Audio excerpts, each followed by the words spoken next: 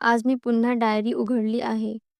हे वाक्य लिहिताना माझ्या हातात थोडा थरथराट आहे. शाईचा रंग जुनाट वाटतोय, पण शब्द मात्र आजही तितकेच जिवंत आहेत. डायरीच्या पानांचा मंद गंध माझ्या मनातील जुन्या आठवणी जाग्या करतो. मी सायली, पुण्यातील एका मध्यमवर्गीय घरात वाढलेली. लहानपणापासून थोडीशी आणि नंतर मैत्री प्रेमात बदलली.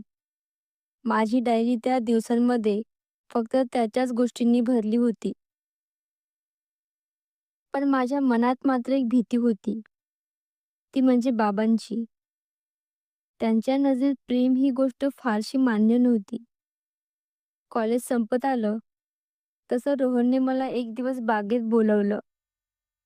सायली, पूर्ण स्टोरी ऐकण्यासाठी लिंक कमेंटमध्ये दिलेली आहेत. धन्यवाद. स्टोरी